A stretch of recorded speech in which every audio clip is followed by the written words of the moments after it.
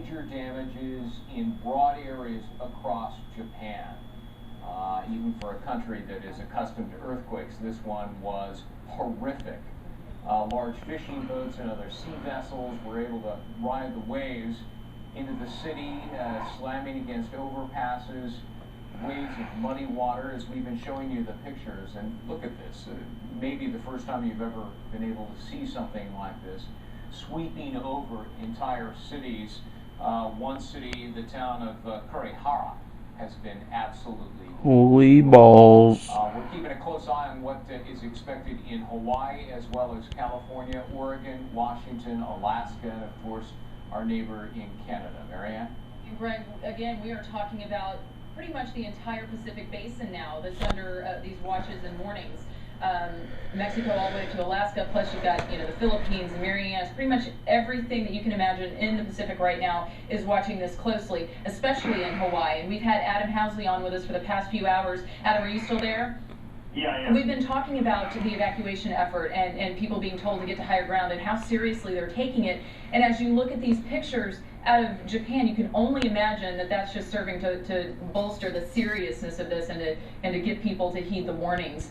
Of course, the emergency management department is telling people to stay at least 100 feet away from any kind of marinas or any waterways. And you were saying earlier that people seem to be heeding the warnings and that they are going to higher floors in hotels or whatever else they need to do.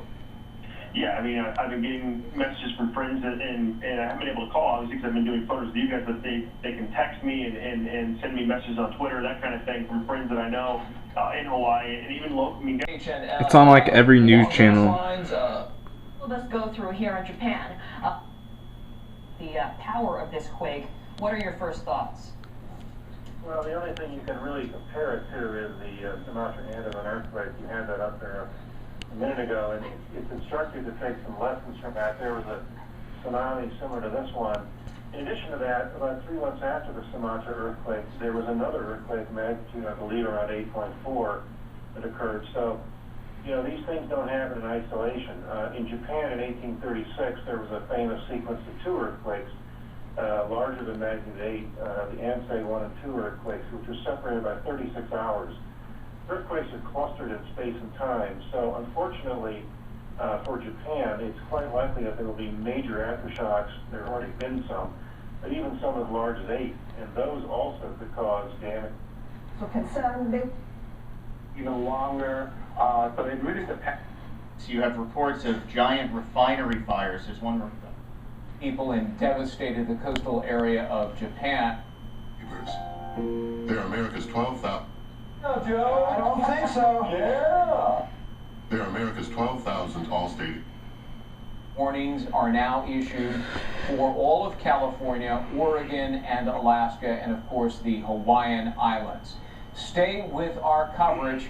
Fox and Friends begins now.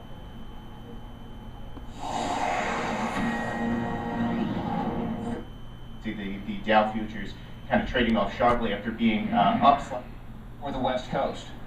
Yeah, just to give you a lay of the land here, this west side of the island is basically, you have the ocean, you have the beach, across the street from the beach, you have a 2-lane highway, 1 lane going in, 1 lane going out, and right next to that highway, you have homes here. You have homes along this coastline, at least several miles of homes here, and potentially much selling of the yen.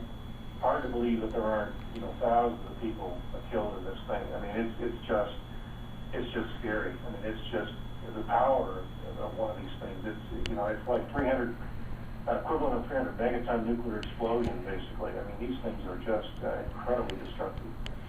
Mr. Rundle, question here. T.J. Holmes here, CNN in New York. You mentioned the west coast of California, and for our American viewers, and certainly will have concerns, we see these every once in a while, these tsunami warnings, but can you give us more perspective of what they could possibly expect there? Because this is some scary stuff to see these types of pictures coming in Japan. I know this is certainly a ways away, and you talked about 3 to 4 feet high waves, but can you give us an idea of what kind of impact the west coast of the U.S. and maybe even Hawaii could be looking at? Sure. Hello? Yeah, go ahead. Hello? Okay, sorry. Yeah,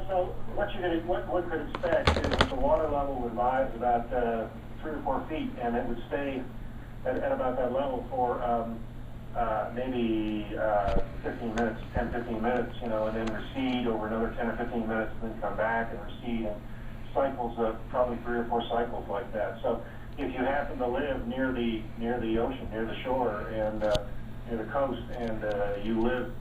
This was mentioning the end. Red areas around all the islands. What about the other side? What about the West Coast and Honolulu?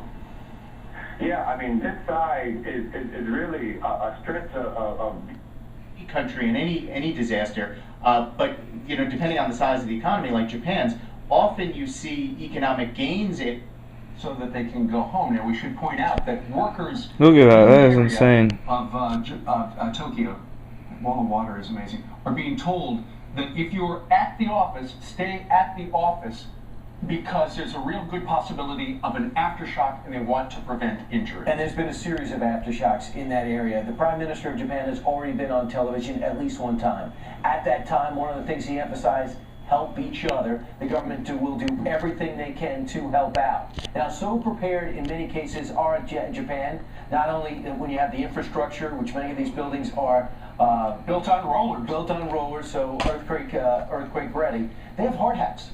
They have hard hats in their buildings. They are ready for things like this. And remember the last time in 1995 they got slammed by something similar to this. It was generally considered that the government did not react well. Here so far, it's a different story. Right. Meanwhile, the first waves are expected to impact the west coast of the United States at 10 o'clock Eastern Time. With us right now on the phone from the United States Geological Survey National Earthquake Center is seismologist Harley Benz. Good morning to you, Harley. Good morning. Harley, as we look at these pictures, have you ever seen anything like this with the tsunami wave ripping through Japan? Well, no, they have a history of very large earthquakes in that country that do produce tsunamis, but this is one of the largest to have occurred in the last century.